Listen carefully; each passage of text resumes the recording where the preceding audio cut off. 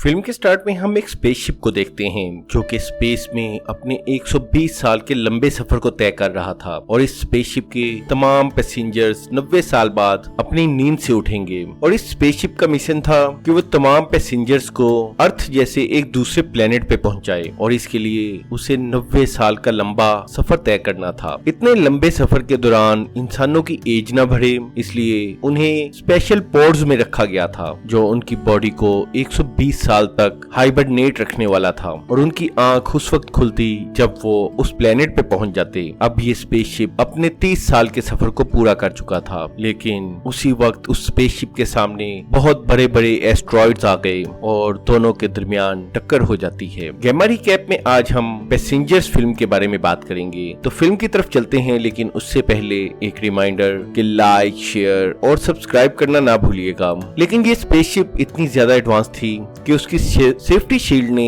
इन asteroids को बिल्कुल बेकार कर दिया। इस दौरान शिप के अंदर कुछ खराबियां आ जाती हैं, लेकिन शिप का सेल्फ रिपेयरिंग सिस्टम खुद को रिपेयर कर लेता है और कुछ देर बाद स्पेसशिप एक दफा फिर रीस्टार्ट हो जाता है। लेकिन उसी वक्त नजर आता है कि इस टक्कर की वजह से एक पैसेंजर का स्लीपिंग पॉड माल फंक्शन यानी खराब हो जाता है और वो अपनी गहरी नींद से सिर्फ 30 साल बाद ही उठ जाता है। इस पैसेंजर का नाम जिम था। शुरू में तो जिम को कुछ समझ नहीं आती, लेकिन आहिस्ता आहिस्ता उसकी बॉडी नॉर्मल होने लगती है और जिम उस हॉल में आता है जहां तमाम क्रू मेंबर्स को अपना सफर मुकम्मल होने के बाद मीटिंग करनी थी। लेकिन वहां आकर उसे पता चलता है कि वो तो अकेला ही है, लेकिन उस शिप का एआई सिस्टम जिम से ऐसे बातें कर रहा था जैसे हॉल में बहुत से लोग मौजूद हों। अब जिम को शक होता है कि यहाँ यकीनन कुछ न कुछ गड़बड़ है, इसलिए वो शिप के बाकी पैसेंजर्स को ढूंढने लगता है और शिप के हर एक कोने को ढूंढने के बावजूद उसे एक भी इंसान नहीं मिलता। जिम बहुत ही ज्यादा घबरा जाता है और कंट्रोल रूम में मदद मांगने के लिए जाता है, लेकिन कंट्रोल रूम को क्रू मेंबर्स की आईडी के बगैर एक्सेस नहीं किया जा सकता था। जिम सिस्टम से स्पेसशिप की ट्रेवल की फुटेज निकालता है और उसे पता चलता है कि अभी वो अपनी मंजिल से 90 साल दूर है, जिसका मतलब ये था कि उसकी बॉडी 90 साल पहले एक्टिवेट हो गई। शिप की इतनी बड़ी खामी के बारे में वो अर्थ पे मौजूद लोगों को बताना चाहता था, इसलिए वो अपने मैसेज रिकॉर्ड करके अर्थ पे भेजता है। लेकिन वो ये बात जान के बहुत ज्यादा हैरान हो जाता है कि उसके मैसेज का रिप्लाई आने में 55 साल लग जाएंगे और इसका मतलब ये था कि अब उसे 55 साल इस स्पेसशिप में अकेले ही गुजारने थे और जिम मायूस होकर वहां से जाने लगता है। लेकिन उसी वक्त उसे वहां किसी की झलक नजर आती है और वहां एक इंसान मौजूद था। लेकिन जब जिम उसके पास जाता है तो उसे पता चलता है कि वो तो बस एक रोबोट है और इसका नाम आर्थर है। आर्थर बिल्कुल इंसानों की तरह था, मगर उसमें कोई फीलिंग्स नहीं थी। इसके बाद जिम खाना खाने के लिए एक मशीन के पास जाता है, लेकिन मशीन उसे उसकी पसंद का खाना नहीं देती क्योंकि वो इकोनॉमी क्लास कैटेगरी का पैसेंजर था और इस कैटेगरी को मखसूस फूड ही दिया जाता था। और एक मैनुअल की मदद से जिम अपने हाइबरनेशन पोर्ट को ठीक करने की कोशिश करता है, लेकिन इसका कोई फायदा नहीं होता। इसके बाद वो कंट्रोल रूम को एक्सेस करने की कोशिश करता है, लेकिन यहाँ भी उसे नाकामी का सामना करना पड़ता है और आहिस्ता आहिस्ता स्पेसशिप के फंक्शंस में खराबियां आने लगी थीं और जिम आर्थर से कहता है कि शायद अब वो अपनी पूरी जिंदगी के लिए इस स्पेसशिप में फंस गया है और हो सकता है कि वो अकेला ही यहाँ पर मर जाए। लेकिन आर्थर का कहना था कि इंसानों की यही हामी है और इंसानों को हमेशा वो चाहिए जो उनके पास नहीं है, और जब हमारे पास कोई ऑप्शन नहीं होता तो बेहतर यही है कि उसके बारे में ना सोचकर जो हमारे पास है उसके साथ खुश रहना सीखें। शिप के अंदर टाइम गुजारने के लिए बहुत कुछ था, इसलिए जिम नए सिरे से जिंदगी जीना शुरू करता है और वो खुश रहने की पूरी कोशिश करता है। लेकिन एक साल गुजरने के बाद वो इतना बोर हो चुका था कि उसने सुसाइड करने की भी कोशिश की, लेकिन आखिरी वक्त पर उसकी हिम्मत ना पड़ सकी और वो वहां से भाग गया। लेकिन वो भागते हुए गिर जाता है और वहां वो एक और पोर्ट को देखता है जिसमें एक लड़की थी और इस लड़की का नाम अरोरा था और जिम उसे पसंद करने लगता है और जिम उसका इंटरव्यू देखते हुए अपना सारा वक्त उसके साथ गुजारता है। और इतना वक्त अकेला रहने के बाद अब जिम चाहता था कि कोई उसके साथ हो जो वक्त गुजार सके। और आखिरकार वो अरोरा को उसके पोर्ट से बाहर लाने का मंसूबा बनाता है। और जिम जानता था कि ऐसा करना गलत है, इसलिए वो ये फैसला करने में बहुत वक्त गुजार देता है कि क्या उसे ऐसा करना चाहिए या नहीं। लेकिन आखिरकार वो ये डिसाइड करता है कि वो अरोरा को उसके पोर्ट से बाहर निकालेगा। इसके बाद जिम अपने बालों को शेव करता है और अपने टूल्स के साथ अरोरा के पोर्ट के पास जाता है और उसके पोर्ट में कुछ खराबी पैदा कर देता है और इससे अरोरा का हाइबरनेशन पोर्ट खराब हो जाता है और वो अपनी नींद से उठ जाती है। लेकिन इससे पहले कि उसकी आंखें खुलती और वो जिम को अपने पास देखती, जिम अपने सारे टूल्स लेकर वहां से भाग जाता है और अपने सभी टूल्स को छुपा देता है ताकि अरोरा को पता ना चल सके। और फाइनली जब वो एक दूसरे से मिलते हैं तो अरोरा उससे पूछती है कि बाकी क्रू मेंबर्स कहां पर हैं, क्योंकि उन्हें हमसे एक हफ्ते पहले जाग जाना चाहिए था। और अब जिम उसे बताता है कि असल में तुम्हारा हाइबरनेशन पोर्ट खराब हो गया है और हम 90 साल पहले ही जाग गए हैं। इसके बाद अरोरा बाकी तमाम पैसेंजर्स के पास जाती है और उसे पता चलता है कि बाकी तमाम पैसेंजर्स अभी तक अपने हाइबरनेशन पोर्ट के अंदर हैं। ये देखकर अरोरा बहुत पैनिक हो जाती है, लेकिन जिम उसे रिलैक्स करने के लिए कहता है। अगली सुबह हम देखते हैं कि अरोरा उसी मशीन से अपने लिए फूड लेती है और अरोरा चूंकि एलीट क्लास मेंबर थी इसलिए उसकी फूड में बहुत अच्छा खाना मौजूद था, जबकि जिम बेचारा पिछले 1 साल से एक ही किस्म का खाना खा रहा था। और जब इस बारे में अरोरा को पता चलता है तो वो अपनी आईडी से जिम को भी अच्छा खाना खिलाती है। इसके बाद अरोरा भी उस रूम में दाखिल होने की कोशिश करती है, लेकिन उसे भी नाकामी होती है और अब अरोरा को यकीन हो जाता है कि वो दोनों यहाँ पर फंस चुके हैं। इसलिए वो डिसाइड करती है कि वो यहीं पर अपनी किताब लिखेगी जिसे वो दूसरे प्लेनेट पर जाकर पूरा करने वाली थी। इसलिए वो जिम का इंटरव्यू लेने लगती है और वो जिम से पूछती है कि वो अर्थ को छोड़कर यहाँ क्यों आया। और जिम बताता है कि वो एक मैकेनिक है और उसे चीजें बनाना पसंद है, लेकिन अर्थ पर पहले से ही बहुत कुछ बना हुआ है, इसलिए अर्थ पर करने के लिए उसके पास कुछ भी नहीं था और वो एक नए प्लेनेट पर जाकर एक नया स्टार्टअप चाहता था और इसीलिए उसे इस सफर के लिए डिस्काउंट भी मिला था। इसके बाद जिम अरोरा से पूछता है कि वो उस प्लेनेट पे क्यों जा रही है, तो अरोरा उसे बताती है कि वो एक राइटर है, वो उस प्लेनेट पर जाएगी जहाँ वो 1 साल गुजार कर अपनी किताब को पूरा करेगी और उसके बाद अर्थ पर वापस आ जाएगी। लेकिन लगता है कि अब ऐसा मुमकिन नहीं होगा क्योंकि अब वो लोग यहाँ पर फंस गए हैं। इसके बाद अरोरा उससे पूछती है कि यहाँ टाइम स्पेंड करने के लिए क्या एक्टिविटीज हैं और इसके बाद वो दोनों अपनी इस नई जिंदगी को एंजॉय करने लगते हैं। और अब जिम भी पहले से ज्यादा खुश था और वो दोनों मुख्तलिफ एडवेंचर जैसे स्पेस में ट्रेवल भी करते हैं और आहिस्ता आहिस्ता वो दोनों एक दूसरे के करीब आ रहे थे। और इसी मौके पर जिम अरोरा को एक गुलाब देता है जिसका पौधा जिम ने इस स्पेसशिप में खुद उगाया था। इसी दौरान स्पेसशिप एक बहुत बड़े स्टार के सामने से गुजरता है और इसमें से बहुत बड़े बड़े सोलर फ्लेयर्स निकल रहे थे। और इस दौरान जब अरोरा की बर्थडे सेलिब्रेट की जा रही थी तो जिम उसे प्रपोज करना चाहता था, लेकिन गलती से बातों में आर्थर उसे बता देता है कि जिम ने ही उसे हाइबरनेशन पोर्ट से उठाया है। और ये सुनते ही अरोरा का दिल टूट जाता है और उसे पता चल जाता है कि असल में जिम ने उसे धोखा दिया है। इसके बाद अरोरा जिम से बात करना बंद कर देती है और उसे जिम पर इतना ज्यादा गुस्सा था कि एक रात जब जिम सो रहा था वो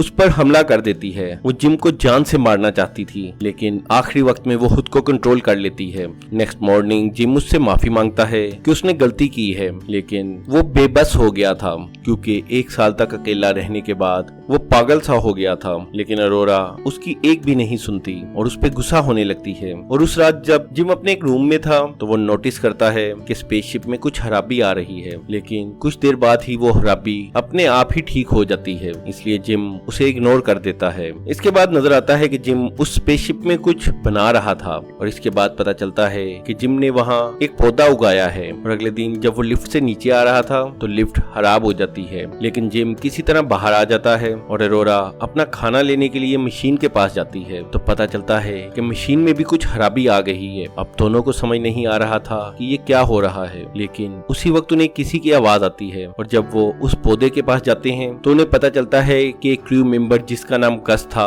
उसका पोर्ट भी खुल गया है और वो वहाँ जिम के लगाए हुए पौधे से बिल्कुल खुश नहीं था और वो इनसे से पूछता है कि बाकी लोग कहाँ पर हैं। तो जिम उसे बताता है कि वो सभी हाइबरनेशन पोड के अंदर सो रहे हैं। इसके बाद गस कंट्रोल रूम में जाता है ताकि वो ये चेक कर सके कि स्पेसशिप में क्या क्या खराबियां आई हैं, लेकिन उसे कुछ भी पता नहीं चलता। इसलिए वो डिसाइड करते हैं कि वो सभी कुछ मैन्युअली चेक करेंगे। और जब वो बाहर आते हैं तो वहाँ एक रोबोट खराब हो गया और जिम उन्हें बताता है कि ये 15वां रोबोट है जो खराब हुआ है। इसके बाद गस हाइबरनेशन पोड को चेक करता है और यहाँ उसे पता चल जाता है कि जिम ने अरोरा के हाइबरनेशन पोड को खराब किया था। और जब वो इस बारे में जिम से पूछता है तो जिम उसे बताता है कि वो पिछले 1 साल से अकेला था। ये सुनकर गस उसे कुछ भी नहीं कहता क्योंकि वो समझ सकता था कि 1 साल अकेला बंदा तन्हा स्पेस में रहकर पागल हो सकता है। और जब अरोरा गस से पूछती है कि क्या उसे पता चल गया कि उसके हाइबरनेशन पोड को किसने खराब किया था, तो अब आप उसका क्या करोगे,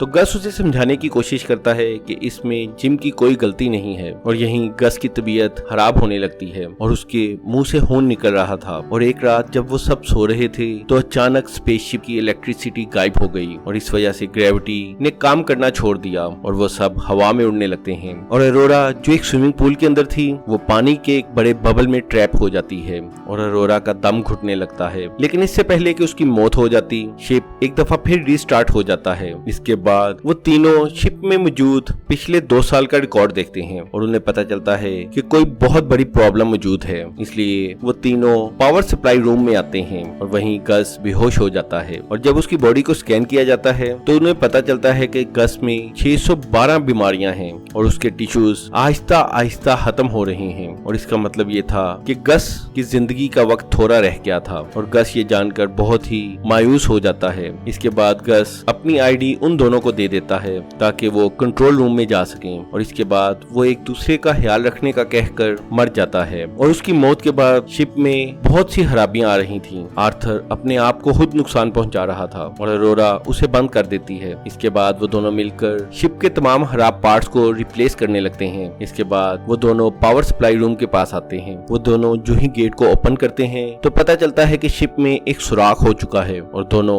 उसके अंदर से स्पेस की तरफ खींचने लगते हैं। लेकिन आखिरकार वो दोनों हिम्मत करके उस होल को बंद कर देते हैं। इसके बाद उन्हें नजर आता है कि इस शिप में बहुत सारे होल हो चुके हैं। और जब वो दोनों मेन पावर सप्लाई के पास आते हैं तो उन्हें पता चलता है कि पावर सोर्स पूरी तरह अनस्टेबल हो चुका है। वो दोनों सभी पार्ट्स को बदलते हैं और जो ही वो हीट को रिलीज करने के लिए लीवर खींचते हैं तो गेट ओपन नहीं होता, जिसका मतलब ये था कि तमाम हीट शिप के अंदर ही फैल जाएगी। और अगर जल्दी गेट खोलकर इस हीट को रिलीज ना किया गया तो उससे शिप के अंदर ही ब्लास्ट हो जाएगा। ये देखकर जिम स्पेसशिप के बाहर आता है। अंदर स्पेसशिप का टेम्परेचर बहुत ज्यादा बढ़ गया था और जब जिम लीवर को खींचता है तो गेट ओपन हो जाता है। लेकिन जैसे ही वो लीवर को छोड़ता है तो गेट एक दफा फिर बंद हो जाता है और जिम समझ जाता है कि अगर उसे गेट को ओपन रखना है तो उसे लीवर को मुसलसल पकड़े रखना होगा। लेकिन इसमें प्रॉब्लम ये थी कि वो गेट के बिल्कुल सामने मौजूद था और तमाम हीट उसकी बॉडी से पास होके गुजरती और इस वजह से उसकी मौत भी हो सकती थी। लेकिन आखिरकार जिम अरोरा से कहता है कि वो लीवर खींच दे, लेकिन अरोरा ऐसा करने से मना करती है। लेकिन अंदर शिप का टेम्परेचर बहुत ज्यादा बढ़ गया था और मजबूरी में अरोरा को लीवर खींचना पड़ता है और हीट जिम की बॉडी से होते हुए बाहर गुजर जाती है। और इसी दौरान जिम का पांव स्लिप हो जाता है और वो इतनी रफ्तार से बाहर आता है कि उसकी सेफ्टी केबल टूट जाती है और वो स्पेसशिप के थ्रस्टर की तरफ गिरने लगता है। और अगर वो उसमें गिर जाता तो उसकी मौत यकीनी थी। लेकिन इस मौके पर वो केबल को डोर की तरफ फेंकता है और खुद थ्रस्टर से दूर हो जाता है। शिप एक दफा फिर रिस्टार्ट हो चुका था, लेकिन जिम अब स्पेस में था और उसके स्पेस सूट में भी एक सुराख हो गया था और आहिस्ता आहिस्ता जिम स्पेसशिप से दूर होता जा रहा था। ये देखकर अरोरा उसे बचाने के लिए स्पेस में आती है। वो उसे ढूंढ लेती है, लेकिन जिम उससे बहुत ही ज्यादा दूर था। अरोरा उसके पास जाने की कोशिश करती है, लेकिन उन दोनों का हाथ स्लिप हो जाता है। ये देखकर अरोरा रोने लगती है क्योंकि उसे ऐसा लगता था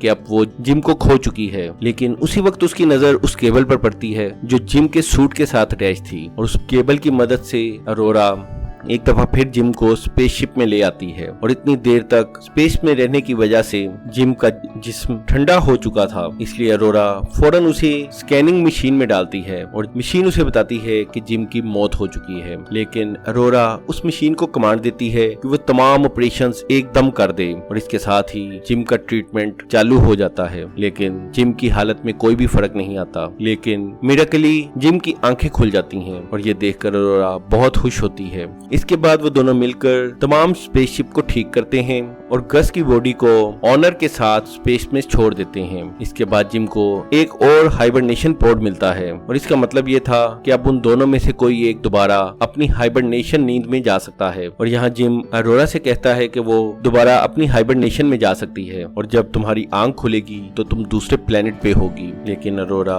हाइबरनेशन से मना कर देती है और आखिरकार जिम अरोरा को प्रपोज कर देता है और मूवी के लास्ट पे नजर आता है कि वो स्पेसशिप आखिरकार दूसरे प्लेनेट पे पहुंच गया है और स्पेसशिप के तमाम क्रू मेंबर्स हाइबरनेशन से उठ जाते हैं और वो देखते हैं कि तमाम स्पेसशिप में पौधे ही पौधे हैं जिन्हें शायद जिम ने लगाया था और ऐसा लगता है कि शायद इतने सालों के अंदर वो दोनों मर चुके थे। और इसके साथ ही ये मूवी यहीं पर एंड हो जाती है। तो अगर आपको मूवी पसंद आई हो तो लाइक, शेयर और सब्सक्राइब करना ना भूलिएगा।